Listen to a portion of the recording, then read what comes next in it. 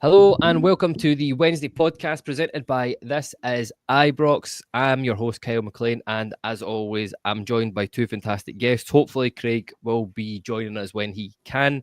But for a minute, you're stuck with Iain and I. Iain, how are you? How's your week been so far? And have you calmed down a bit after that game against Dundee? I'm good, mate. Yes. Rangers in good form, so I'm a happy guy. Simple as that, really.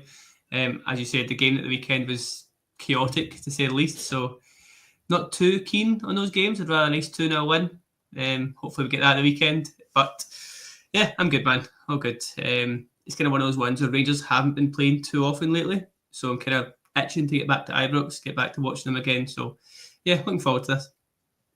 Yeah, no, I think that's fair.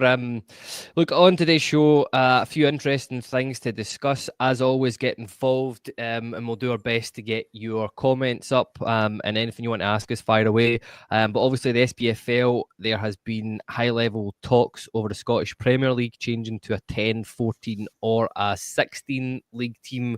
We'll go through a couple of scenarios, what a bigger league or a smaller league would mean for Rangers. Would it be better for Scottish football? Do we care about the rest of Scottish football? Then there's some, as always on a Wednesday, we like to discuss some potential managers. Iain and I were just having a wee talk about this before we came on. Think maybe some of the ones today are not really sure how they're being linked with the Rangers job, but there are links out there. Another one was quite interesting was TBR, which is a big outlet, reports a lot of Premier League stuff, a lot of UK based football. They have linked Arsenal's Jason Ito to a move to Rangers under the new owners. Is this the kind of pedigree type of guy we should be looking at? Really interesting there. I think Everton and Crystal Palace, the other two clubs rumoured to be looking at him in terms of a sporting director. Links to a really weird time for player links. I don't remember links to players coming this early, but somebody somewhere's reporting it. It's come out of Serbia, this one. It's Ebenezer Anan, Ghanaian left back. Is that an area we need to strengthen in? And then obviously we've got the game at Ibrox, back at Ibrox, which seems like the first time in a long time. To play Hibs on Saturday. But Iain, firstly, I think it'd be remiss of me. I know you were on doing the immediate post-match on Saturday. The two, you and Ross, were absolutely, you can still see the adrenaline pumping through you. You were absolutely hyper. But, just if you had any reflections on the game since then. I don't know. I think you guys were live at the time when Cyril Dessers was giving his post-match press conference. I don't know if you managed to catch that, but there was something in it. He was saying that, within this, when we're playing this, we need to, it's games like this. We can't have games like this every week if we want to go and win the league or if we want to go and compete in Europe. We need to have games where, easily winning 2-0. I thought that was a real fascinating insight into maybe some of the conversations that are going on behind the scenes with the sort of newest management team at Rangers. What do you think about that? Imagine we had drawn or lost that game and then he said that. I would be going through him this whole pod, to be honest, because a big part of not winning that game comfortably was his lack of goal scoring. Yeah. I know he gets the winner, so he's the hero and stuff. Of course he is, but my God, he could have had it a lot simpler for us way earlier than he did. But that's just not what he does, is it? We've had enough podcasts talking about what he does and doesn't do kind of thing. I know the stats have come out. It's 45 goals in 100 games. That's very solid. There's no doubts about that. Yes, he should have had probably double that. But the company he's in says quite a lot for what kind of guy he is. And every time he does get interviewed, you like him a bit more, which he seems like the loveliest man. So it's hard to hate him. Yeah. But if I look back at my notes for that game, because obviously I knew I was doing the pod, so I was just taking a couple of wee bullet points and stuff. It's like negative. We won, brilliant. So it's quite interesting to see how we go on Saturday, especially formation-wise, style-wise.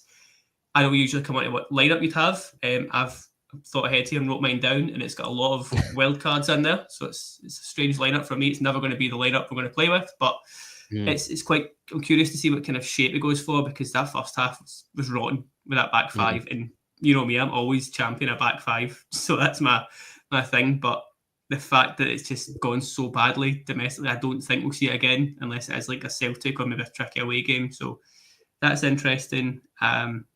the big thing for me was like Barry Ferguson does keep ticking a lot of boxes in terms of like results and what he says, and like I say, he says all the right stuff. So he's the kind of guy that you want to do well, but there's going to be a point where, for me, if he does so well that he gets that job, and a lot of people are still writing that off, totally understand that, but Hibs at the weekend's a big game for me, just to carry on that momentum. And for me, it's not just about results, hopefully a good performance, because the game on Thursday night after this is massive, isn't it? I know we've got the big game to talk about the weekend, obviously. Hibs is always kind of an interesting game. It's always a good game, usually. But it's sort of the warm-up for what that week's going to be, because Thursday night could be really special. It could be a disaster, but it could go a long way to whether Ferguson does have even a slimmer of a chance to get the job full-time.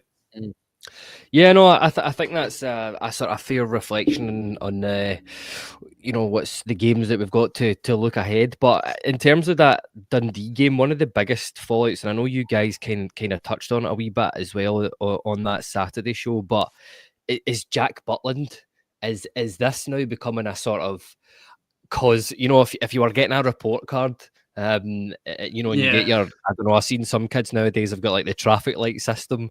I think we'd maybe a bit an amber warning for Jack Butland here, saying there's maybe a cause for concern. I mean, I was speaking to one of my own mates about him earlier on today, and he was saying, Jack Butland there's an argument that he's at fault for like 10 goals this season, which is just crazy from a Rangers point of view, and that's talk. I mean, because you remember, was it maybe this time last year, Butland was being talked about as in like a 10-12 million pound player that he was going to go down to the Premier League. But is there time to possibly have a serious conversation around Jack Butland at the moment?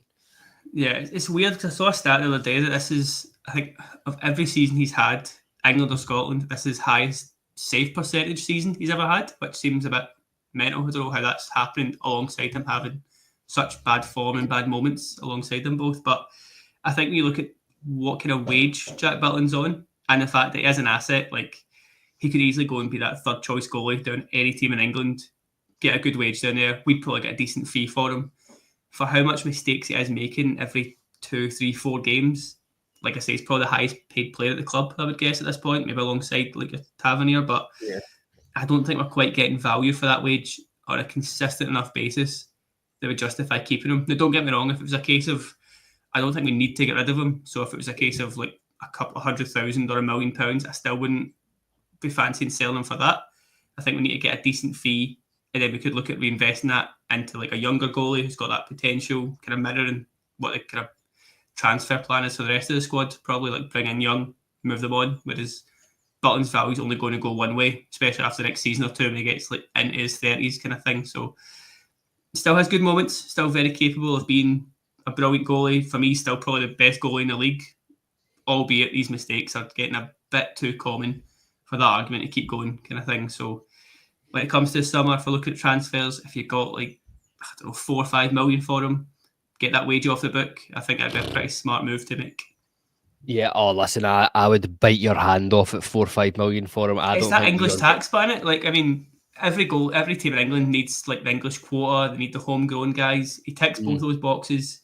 He obviously knows the Premiership as well, so if he had to come in and be a backup, I don't think he'd be like overawed by it at all. He's had a good few seasons in the Premier League, so I know his form, like in these individual moments that we'll focus on, thinks, if get $1 million for him, you're lucky, but he's still a top quality goalie with 5-6 years easily still in him. So I think we get at least a few million, and that's, like I say, that's when you'd probably go, take that, get the wage going, go again. Yeah, honestly, see, the only thing that I think would put English Premier League clubs off buying him is, I mean, the fact he had a good game against Tottenham at Ibrox, from what I remember, had a good couple of saves in there. But you know what these guys are like; they're just only interested in the games that they'll be playing against the English teams.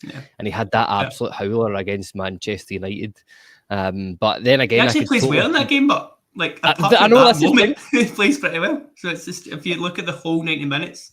Decent game. It's just the moment that kills him time and time again. Well, that's that. Couple of comments here. Aldo says super to 0. And Dado Perso's Blue Boot says Rangers are looking at a Dutch goalkeeper. Listen, see if it was Ronald Waterus 2.0, I'd be all for that. And Maze here says We should cash in on Butland while we still can. And another good comment here from Dado Puzzles Blue Boots. He says Birmingham will put a bid in for Dowell, Davies and Butland. See if that happens. I might become an honorary Birmingham fan for the season, just because they've taken so much rubbish off us. That would be amazing. But the sort of first main topic of the whole show is, and this is quite an interesting one, maybe not really Rangers specific, but it does affect Rangers, and that is that the SPFL, there's been talks held at a senior level about league reconstruction. I don't know if it could just be me, but I feel like the league, this conversation sort of rears its head every now and again, and just because of the way this stupid voting system works in Scotland, it never gets passed or put through. But the reason why the league reconstruction is being considered, they're looking at either a 10, 14 or 16 teams, and that's due to the recent changes in European football with the sort of new format that, you know, Rangers have experienced it in Europa League. We've had to play 8 games in this sort of new league format that we've got.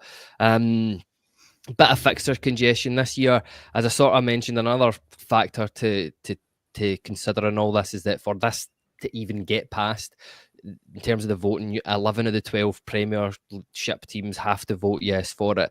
8 of the 10 Championship teams have to vote yes for it, and 15 of the 20 League 1 and League 2 teams are deciding a vote on the Premiership.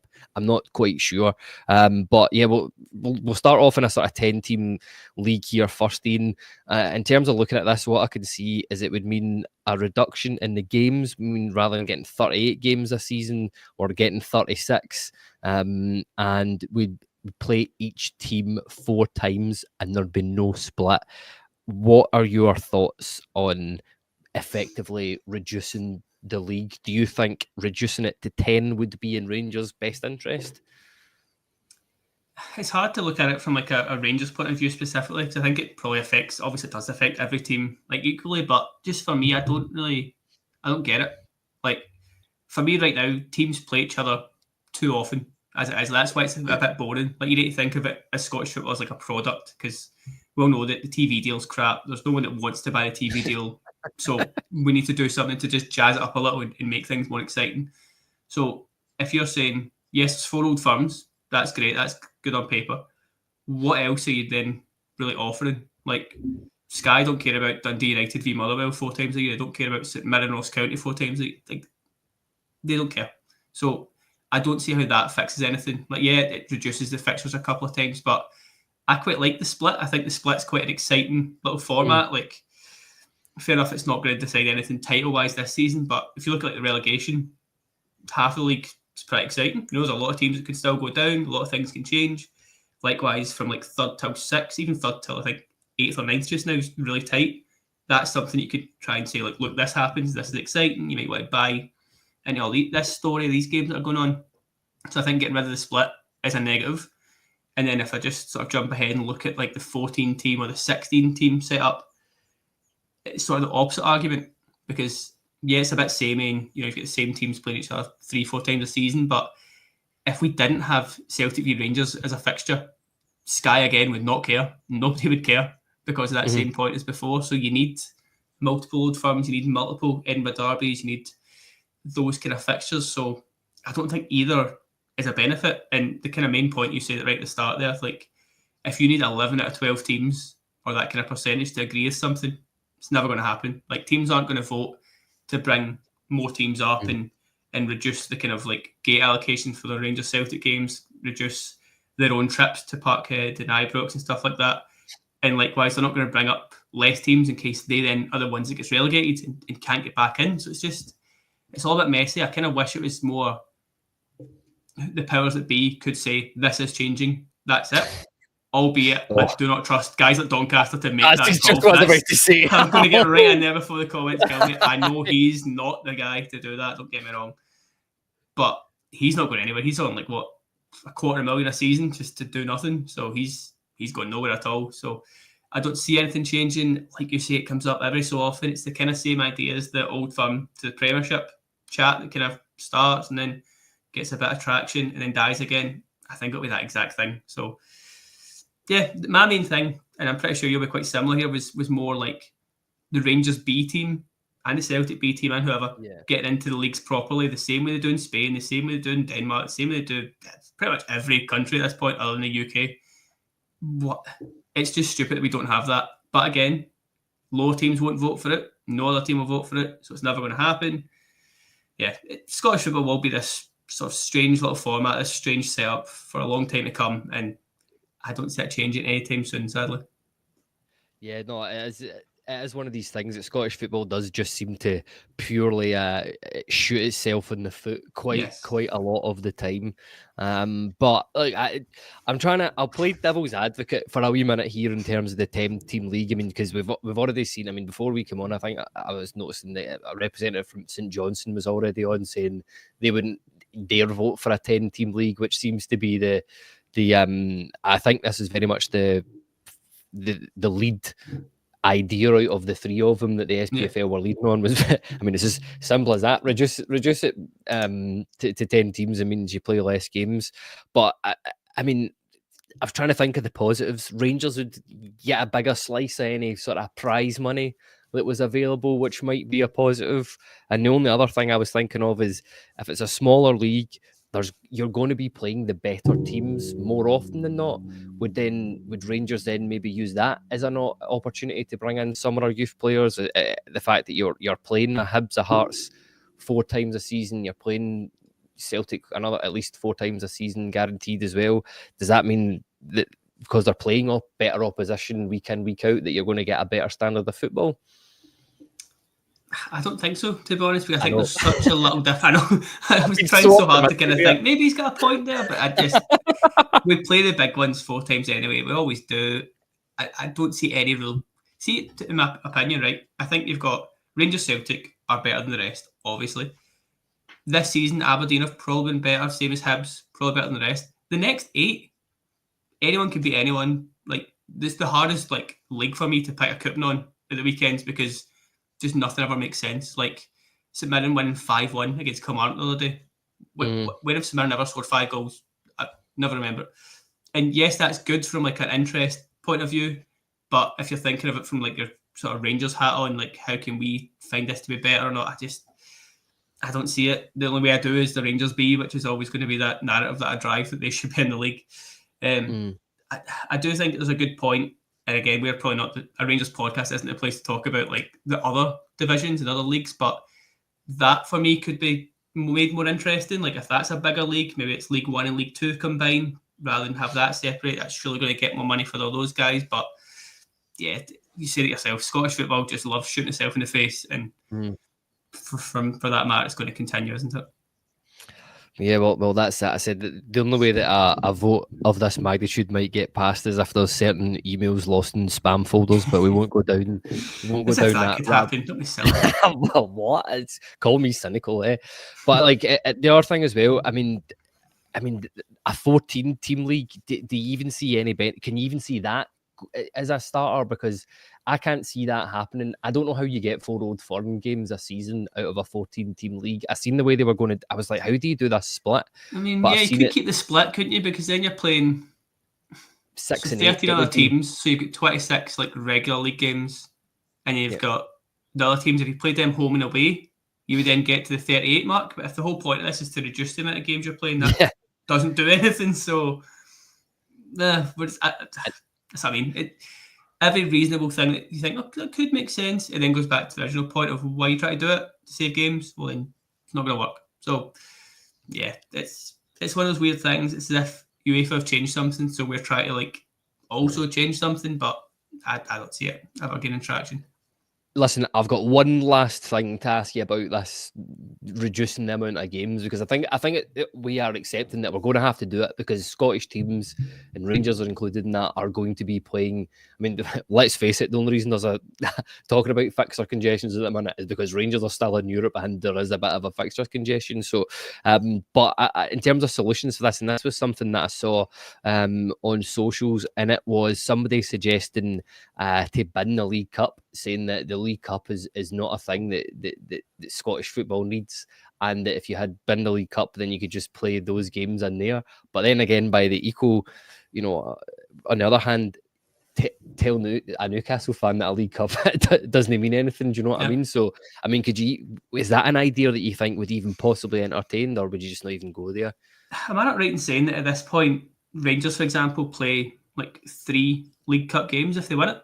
Because they have that little sort of pre-tournament, and is it the quarter-final you go straight into, or the one before that? So it's 3 or 4 games. Like, I don't see how that's miraculously saving all these guys' time, saving the players like a lot less games, because worst case scenario, it's 4 extra games. Like, you can dot them in here and there. Like, for me, the biggest thing that should happen, and it's never gonna, but the biggest thing that should happen is that we copy like the Scandinavian leagues, and our season starts in like February or March kind of thing, and runs there, so that you don't get games getting postponed and waterlogged pitches and Dundee's pitch doing what Dundee's pitch does. Like, if your league is through a summer, then you're not having to postpone so many games, and then you're not having to like shuffle all these like 10 games into a 4-week period kind of thing. Like, that would make a lot more sense in changing structures and stuff like that. But you know, we're not going to do that. That's too radical to ever go down. It makes too much sense. So no, that's never happening. Yeah, I know. Anything that makes too much sense, no chance the SPFL doing it. But finally, and I just get your thoughts on this as well, because I found the timing of this announcement a bit strange. I don't know why you wouldn't kind of wait maybe to the end of the season or towards the summer to announce this, but the SPFL are now allowing teams to request postponement of one specific league match before European qualifiers. What do you make of this announcement? It makes sense for once, I think, because it's one of those ones where we've had like so many issues over the years because of how well we've done in Europe and how early European football starts for us, that everything is a bit congested, and it's one of those ones that you see a lot of other countries do. Like, I think it was it PSV or Feyenoord, whoever played over in Holland at one point, requested the game off and then got that full week just to prepare, and then absolutely smashed us. And you know, there was more to that obviously than just they had a few more days off, but yeah, I quite like that change. If I hadn't actually seen it, so if that's fact and that's in, then finally done something that makes a bit of sense. The fact it's just one is a bit stupid, because if you then use that, is that you done for the season? I take it you've got like one shot to use it. Yeah, I think so. Yeah, well, that's what doesn't make sense, because if you keep going further in Europe, surely it's better for your governing body to have that team keep playing in Europe. But again, it's that same problem. You then get fixture congestion, blah blah. So made a bit of sense, but I've already disliked it. So yeah, done. Yeah, no, it'll be interesting to see how it pans out, and what teams will pick what games to postpone. I wonder if there'll be some tactical announcements there, because I'm sure the random SPFL fixtures that come out every year will never there'll never be an Old Firm at the start of the season. But yeah, listen, it's that part of the Wednesday podcast where we all come. It seems to be a regular feature the last few Wednesdays that I've been on, where we're talking about some of the potential managers. There's always new names getting chucked out. I maybe think this week some of the names are a bit underwhelming, maybe, but they are new names. You just don't know where these new owners, where they're going to go, what direction they're going to go in, and in terms of a new manager. There's a couple of names I'll chuck at you here, Iain. The first was, and I'm going to absolutely butcher this second name, but it's Kasper Hjulmand, Danish manager. I can think of another Danish person who was at Ibrox who was quite successful, so you never know. But his managerial career, he was the manager of FC Nordsjælland, obviously the team that Mohamed Diomande came from. Then he replaced Thomas Tuchel at Mainz 05, returned to Nordsjælland after not so great a time in the over at Mainz. It was all right. Then he returned he became the Danish national team manager, got to the semi-finals of the Euros, and he's qualified for every tournament that he's been the manager of. Only thing I was having a look, he's only won one Danish Superliga, likes a 4-3-3 formation, but his whole thing is the team as a whole, and it's all about, you know, mentalness and the team being one. And a huge thing I think that should be mentioned with this guy is, obviously we all remember the tragic scenes in, I think it was Euro 2000 with Christian Eriksen. He was the manager with us, and you'll never, I think he's a gentleman that doesn't have to buy a pint ever again in Denmark, which is handy given the prices of pints in Denmark. But what are you thinking of a guy like this? Are you, like me, perhaps a wee bit underwhelmed by this link, or could you see the the new Rangers board going down a route like this? It's not the route I expect them to go down, because I think they're going more for like the name and the profile, that sponsorship kind of head on. So I wouldn't expect this kind of manager to come in. I mean, CV wise, it's okay. It's quite respectable. It's obviously won a league, so that's decent. But it's not like the multiple trophy winning in multiple leagues kind of thing. Yeah. It seems like he knows his niche and he's good in Denmark, but he tried somewhere else, didn't really work. Again, it's quite Clermont-like. Obviously, Belgium be the difference there, so maybe just a bit soon for me for that one. I'm not too excited by it. Same as yourself. I don't know what I'm wanting still. Like, I don't know if I want Ferguson, do I want Gerrard, I want this, So it's hard to say like, oh, this guy should get it, this guy shouldn't get it. And I think everyone's the exact same because we don't know what the owners want. But if it was him, I just wouldn't be immediately bought into it. And don't get me wrong, you win 2 or 3 games, suddenly everyone's excited by it. But it seems like one of those that as soon as something went a bit wrong, people would start kind of putting the knife in and saying, oh, we knew this guy wasn't the right one from the start, kind of thing. It's not that big, exciting name that kind of gets everyone bought in from the get-go. So it's not the worst link. There's worse on this list that you're going to come to, but it's just not probably the one for me, I don't think. Yeah, no, I'm in agreement with you there. The next manager on the list that I've got that was chucked out there was David Wagner, a name I'm sure would be familiar to some people in the chat. Obviously, he was the manager of Huddersfield. I think he was manager. Is it the second Borussia Dortmund 2 or Zwei or whatever they're called? And then Huddersfield said, "Oh, like, we'll give this guy a chance," and he ended up doing really, really well with him. He got promotion to the Premier League with them. Then went to Schalke 04. I was having a look at the at some of the managerial record over there, and some of the win was awful. I think he lost like 8-9 games in a row, which was a record for Schalke at that point. They got absolutely battered 8-0 off of Bayern Munich that season, and they got I'm really selling David Wagner here, and then they got relegated. Then he moved to Young Boys. He got let go because it effectively didn't win a championship. Zurich finished 15 points ahead of them, and then he went to Norwich. He's not won anything. Personally, for me, I'm not sure of this, but I can maybe see where he's been linked. I can see the similarities to him and Daniel Farke, who are at Leeds at the moment, even in terms of just the fact he's German and had experience in the Premier League. Some of the teams that he's managed there as well. Are you as unenthusiastic about David Wagner as I am, Ian? Yeah, see if his career was the opposite way from what you've just described, I'd be more excited, which isn't a good start. Like, if you had sort of just came off that Huddersfield promotion kind of thing and done well in the Premier League, that's impressive. But the fact he's gone from a decent rank there and a good stock, kind of managerial stock kind of thing, to just down, relegation, down, lost the title. Like, I want a guy who's coming in with some momentum behind him or some like positivity behind him, because again, it's just not that kind of name that gets fans bought in straight away. And it's not that I want this kind of big glamorous name like a Mourinho to suddenly come in, everything's great. I just feel like you need quite a few positives to get everyone buying in straight away. So if it's not the name, you need to have won titles and multiple titles for me in different places and with a certain style, and you know how to play good football. I think that's what Wagner could bring. So if I remember right, he was kind of like the front foot, try and play proper football. Yeah. Okay, I think it ended quite sour at Huddersfield because you had a Huddersfield team trying to do that in the Premier League. It's never going to work. But you'll fit right in then. Yeah, why not? It could be a success here if you can drill down that good style, but again, just doesn't quite give you that built-in excitement straight away. So if it had to be him, I'd get behind it a little bit more than the first guy there, whose name I forgot already. But still not quite the glamour I'm looking for, sadly. There's no chance you've forgotten that. You just don't want to absolutely butcher it like I did. But look, some of the names in terms of potential managers, KW here says David Moyes, but given the fact he's just signed with Everton, I thought I would be stunned. Mays here says Muscat, wouldn't rule out Gerrard though.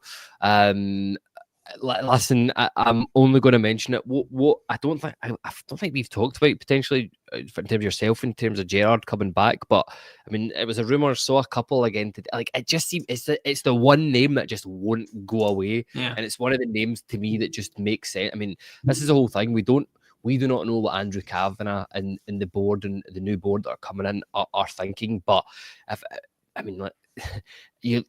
he's Steven Gerrard will be a known name to these guys. The fact that he has won a trophy at Rangers before will be ticking a box.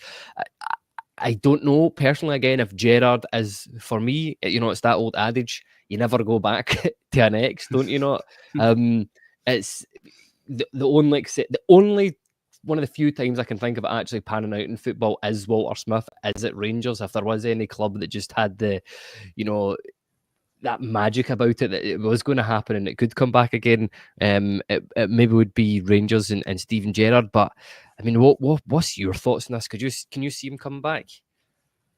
If I was to be putting a bet on it right now, he'd be who I'd put my money behind, kind of thing. There's too many little sort of murmurs and rumours, and to suit the song he picked for the story, all that kind of stuff. Like, it seems like it's made in heaven. And I said in our group chat this morning, like, I'm not against Gerrard. I still think Gerrard could do very well here. He kind of understands the league and what Rangers is about, and that would be no like bedding in process there. I think he could sign the right type of players straight away. All this kind of stuff's a massive positive. But if you look at it from the other end, we're not going to get a bigger name than Gerrard if you look at it just from profile, just from like ownership, sponsorship, that kind of thing. But if you're Gerrard, I think you are desperate to come back to us if he wants to keep managing, because he's not going to get a big job in England. He'll make Championship at best. You'd think he'd have to do like a Lampard and work his way back up, which I don't think he'd be too keen to do.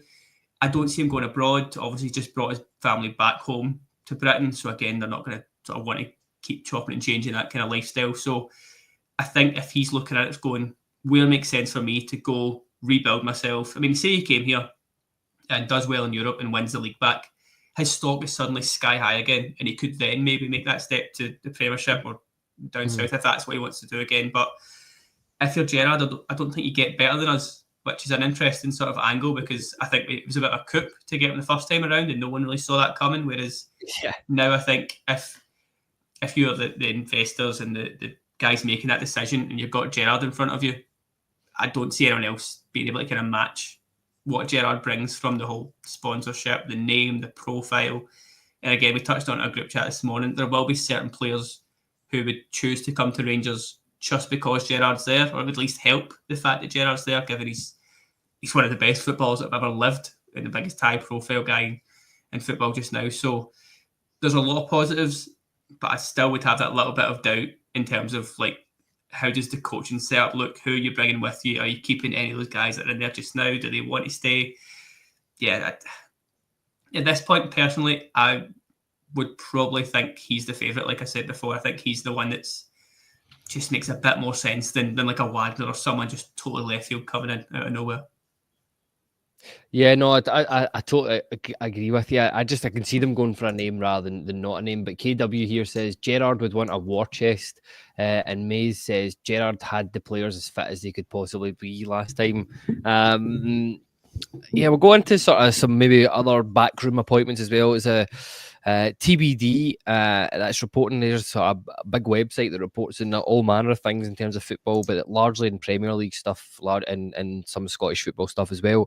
But it's a guy, Jason Ito, who I hadn't really heard much of today, but a wee bit of background in him. He worked his way up through the scouting ranks at Arsenal and was chief scout there for a bit. And then basically when Edu, their sporting director, bogged off, he was the man that went in and took over that role, so much so that and I'm always taking this with a wee pinch of salt here. I think Arteta does speak about a waffle sometimes, but he's talking about a guy that might potentially be coming to Rangers. So in terms of him, he says Edu and I probably got a lot of the praise, but the work behind it is done by this guy and Jason. He has been phenomenal. It's not easy to wake up one day and have to move to a different office and do a different job like it was to the team. But again, the spirit, how people react, how they are willing to say, okay, that's it, the situation, let's move forward. With that ambition, as well as that determination and that enthusiasm, that's great. Jason has been absolutely great on that. But the reason that there's a possibility that he could come to Rangers is that Arsenal have appointed Andrea Berta as their sporting director. I don't think Jason Ioto's taken too well to that. He's been linked with Crystal Palace and Everton.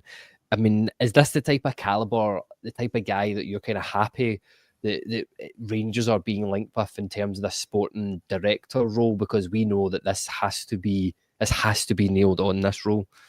Yeah, it's a hard one, because if you were to ask anyone, what does a sporting director do?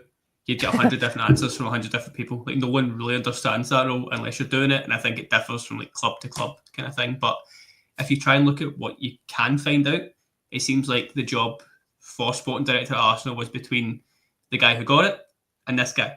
So he's very well thought of. I know you read out Arteta comments, says a lot, but a guy's always going to comment positively on a guy who's still in the club. So he's not going to just sit and bash him, is he?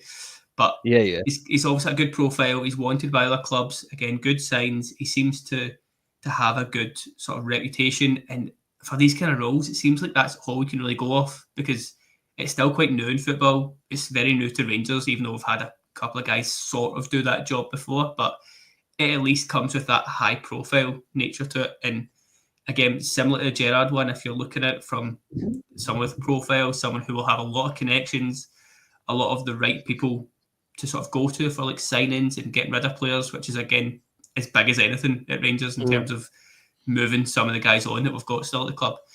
All these kind of things point to it being a smart appointment, a good appointment, but he could come in tomorrow and a year or two down the line, you still don't know if he's done well. So it's such a strange role, but it'd be quite exciting for me, for someone who was so close to getting the Arsenal sporting director job to come to Rangers. Like, if you look at it just as black and white as that, that's pretty positive, I think. And it's only rumours, it's only links, but it's something that I think is quite positive, that we're at least in these conversations. We're not having to just take someone from the Scottish game somewhere. Like, this is a high profile guy, so if he did come in, if he is at least rumoured, it's positive, I think.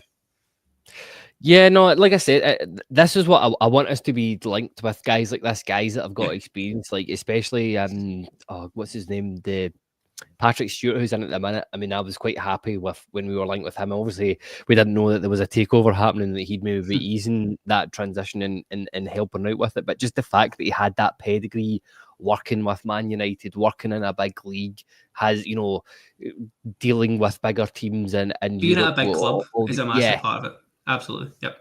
It's a mentality thing. Like, listen, we'll move on. We're good. We're swiftly going through this agenda tonight here, Iain. The sort of last thing I want to talk about before we come on to Hibs and the game at Ibrox. We touched on it at the start a wee bit here. Ebenezer Annan, he's a Ghanaian international. He is predominantly a left back, can play on the left side of the defence as well as a central defender. I did find it a bit odd that we're being linked with players like this already, but I said it's a Serbian news outlet that is reporting that Rangers, amongst a host of other teams, are looking at him. He's 22 years old. Initially, at the start of the season, he was on loan from Red Star Belgrade to OFKR Beograd. He done so well there that he was brought back into the first team at Red Star Belgrade, and since then he scored 1 goal, 6 assists, and he started 84% of their games, which, whenever I'm looking at players that Rangers are coming in, I always now look at how many games they've started previously for their clubs, because I don't want injured players. And saying that, though, I was on last week's podcast saying we should sign Casemiro, so make of that you will. But again, do you think that Rangers need to be looking at a new left back? Are you a bit surprised by this? Does this mean that I can't see you selling Jeffrey? So the only other player I can think of that would maybe be out is possibly Ridvan. What's your thoughts on this? I'm not surprised at all, to be honest. I think it's an actual real problem, our left back situation just now, because we've got 2 guys who I don't think are good enough right now. And you're right, I think we would keep Jeffrey because this is his first proper season, like at a big club kind of thing. It's got a lot of expectation. He's showed a few good moments, albeit he's showed an awful lot of very bad moments defensively. So I think that's why it makes sense to need someone else. But it sort of links back to the Butland chat we had at the start. Like, if you look at guys who have some value and can make us some money, Ridvan could easily get us a couple of million at least. He's well thought of in Turkey. He's had he's had an average season. It's probably about right because he's had some good moments, some good performances, but yet again with Ridvan, he's not fit enough to last a full season. He's not robust enough for the Scottish game. He's not built for this. He was one against Dundee, just if you're thinking of like sort of recency bias, he was terrible against Dundee. And don't get me wrong, he's been quite good for a few weeks. He was good at Parkhead and stuff. I get all that, but if you've got that kind of performance in you, I don't think we can rely on you. And that's from a performance basis, let alone how fit or not fit he tends to be. So I think the link to this Annan guy, like profile-wise, he's 22. It's a good age to come in. He's got a good sort of pedigree behind him because, he's not played too much football, but he came through at Bologna, which is a top team in Italy. So he's obviously had some kind of decent ability in his youth as well. It's not as if he's came from nowhere. He's maybe just had to jump around the place to find where he belongs kind of thing. So I've been more excited about that kind of profile coming in than sticking with Ridvan and just seeing if he does any better. And as I say, you could probably get the money it would cost to bring him in. You could get from Ridvan. So it makes some sense. And I'm like you, I would keep Jeffrey just to kind of keep giving him game time, see if he can develop that bit more. And I think it's a bit of strange timing, like you say, because we don't even know who our owners are, let alone who our manager's going to be. But it is still quite promising that we're in these conversations, because the worst thing that could happen here is that we take so long to appoint a sporting director, and then so long to appoint a manager that a lot of these kind of targets just drift away and move clubs before we even sort of enter the table. So yes, I don't know who exactly is trying to buy players just now at Rangers, but they're in the conversation at very least. So yeah, it makes sense that we're looking at left back for me. Well, that's exactly the fact that if we've got a scouting department, and as I said, apparently we have had representatives over and say, if you believe Serbian media, I don't know if I do, but like, why not? Exactly, but saying that we've had representatives over there, so yeah, it is interesting. It's just I wasn't sure if like maybe left back would be the first area that I'd be going in to improve if I was the next Rangers manager. But yeah, as you said, it's a profile I can see. He's in that profile of young players that have got potential. That's what we signed last year, and then I was going to say in the summer there.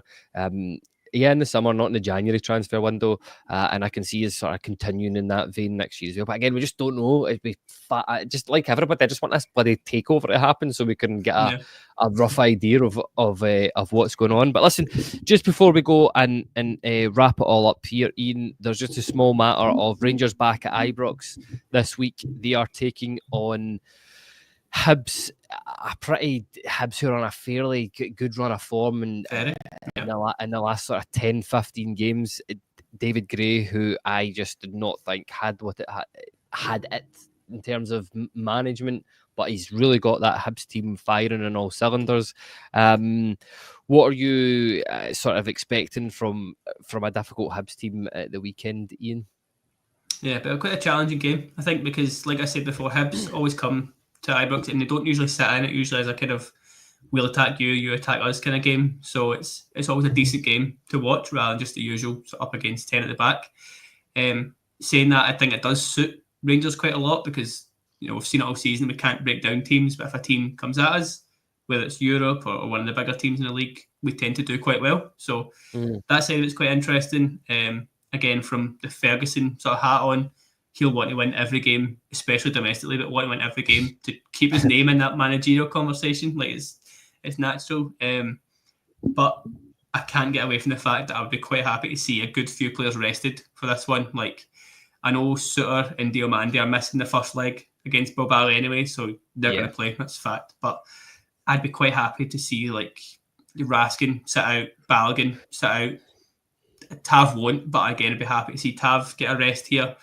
Maybe even if you look at like a Dessers, like I'm not Dessers' biggest fan. I think I slagged him at the start of this podcast as well. But for what he's been doing for us lately, goal-wise anyway, I think it would make sense to just give like Danilo the start here. Again, don't risk Czerny if he's not back yet. Just all these things that might make Rangers a much weaker team on the day. But if it then gives you a team that can go at it for 90 minutes on Thursday night, try and get as good a result as possible to go to Spain with, I'd be more than happy with that, to be honest. Like there's the fact that would be a bit of a risk considering how good Hibs are playing just now, but does it really matter? Like, we could win 5-6-0 at the weekend. It still doesn't really matter, which is the kind of sad part of all this. So, yeah, I'm quite happy to rest a few, build some minutes into your Danilos and Hadjis and Tom Lawrence, who might well be needed on Thursday. So, yeah, I'm quite keen to let a few sit out. Obviously, hopefully win. That goes without saying. But, again, I don't want to risk a player of so much importance like a Raskin, like a Balogun, getting injured and then suddenly you're without him on Thursday night, given the fact we're without Suter and Diomande already. So don't mind experimenting, but thinking like Barry Ferguson wants this win, I think I'll go full strength and try and win the game. I know you've been teasing us, so give us your team lineup. And before you give us said team lineup, I just want to remind you that Zach Lovelace is no longer at the club. All right, he's moved down to Millwall. All right, so go for it. Have you got Butland down there, isn't he? No, of course I don't. No, so stick with me here because, like I say, this is with one eye on Thursday. This is 2 eyes on Thursday. So I'd give Kelly the game just to kind of keep Butland on his toes and let him know that Liam Kelly's still there. I think that makes sense. In terms of a lineup, I don't think we stick with the back five. I don't think it works domestically unless you're at Parkhead. So again, I just think that makes sense after how bad we were against Dundee. I think you have a back four. I think Tav will play, so I don't see him getting rested. But at least then you're resting Sterling, who I think is going to be massive for us for these European games. So Tav plays with Suter. I'd bring in Ciala back in because I'm not risking Balogun and I don't like Proper. So anything to keep him out, I'm happy with. Left back, I'd imagine that right now our first choice is Ridvan, the way things have been working. So in the same thinking, I'd play Jefty at left back against Hibs to rest Ridvan.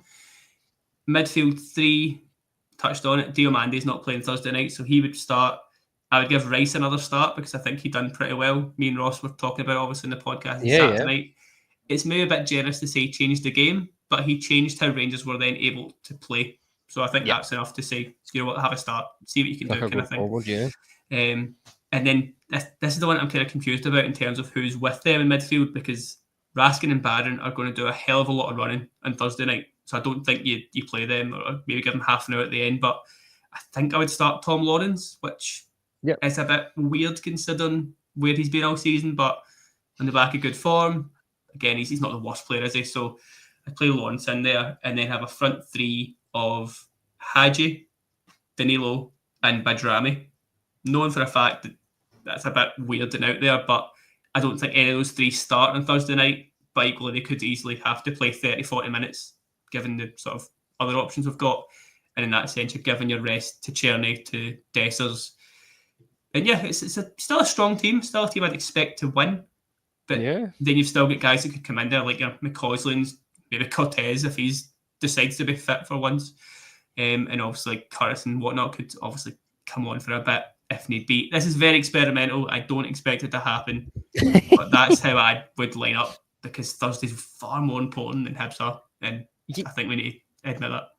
Look, I will. That team is a bit bonkers, but listen, your reasoning is sound. It makes sense, doesn't it? As long as it makes sense. Yeah, I totally get. Like I said, your reasoning is sound for who you're playing in the system that you're playing as well. But for me, I've gone slightly different. I've actually gone for the five at the back because of the reason that, as you said earlier on, is that I think Hibs will leave space for us and that our fullbacks can effectively exploit that. As you said, the only sort of changes I've got, I have Butland and goal, Sterling at right back three at Tav, Suter. I've included Proper in there, not in Ciala, just because it's Hibs. But then again, I can see the argument. For me, it's a toss of a coin between Ciala. I just gave up on him. That's why I've gave up on Proper. I've not quite gave up on Ciala yet. So it's like they're in there kind of thing. So. No, I totally agree. But I think the thing we can agree on is that we're resting Balogun because which 100%. is crazy. 37-year-old Balogun we're resting him for our European game. I've gone for Jefty at left back. In the midfield, I've also gone for Diomande and Rice in there. I think Nico Raskin is just far too. I get it. He's an important player. Thursday's a bigger game. I just think for the good of the team, Raskin's a player that we just cannot afford to take out. Yep. And up top, I've gone play Egan in his proper position. Just play him in his proper position. I just want to see him. It's not a coincidence that he had his best run of games and scoring when he was playing as a number 9 for us. So put him as a number 9, and I've gone back to that Danilo sitting in the 10. But as I said, if Czerny's fit, even if he's fit for Saturday, I'd still rest him. Dessers, which is mental given the things that conversations that we have week in, week out about him, we're both agreeing that we would rest him. That's about I just spotted it there from Graham Park Loyal saying, can Fernandes get a chance? It feels sort of gave up on that boy already, doesn't it? Like I don't know what he's doing or done to not get a sniff of the action, but I don't see him being kept on at all. So when I was putting my potential lineup, I had him as right back ahead of Tav, but as we were talking, I thought that's not happening. So he was quickly drafted out there. But yeah, strange. I was quite keen to see him a bit more, but he's not going to get a chance under Ferguson for sure, is it? No, I don't think so. But look, I mean, I'll tell you what I think's happened in terms of Bruno Fernandes. That is just somebody at the club who's looked at profiles similar to Leon Balogun in terms of stature, in terms of, I don't know what is, but they've looked who's physically similar to Leon Balogun, brought him in, and for whatever reason, it's just not happening. But fair play to the guy. Do you know what? I seen him earlier on. He's getting involved in a lot of stuff behind the scenes. I've seen him dishing out medals and getting photos of people at our Rangers charity event. So anybody he's clearly enjoying his time here, but in terms of being a Rangers player, I'm not sure it's ever gonna pan out. But listen, thank you to everybody for tuning in and watching us. As always, we'll be back. I'm not sure who's doing the game on Saturday, but we'll be back from Ibrox with the post-match reaction, and then there'll be the podcast on Sunday at 7:30. But listen, I just want to say thank you to Ian. Thanks very much for that. That was a good pod. We got through some random topics there, and some random managers as well. But thanks for joining us. And take care, everybody, and we'll see you all again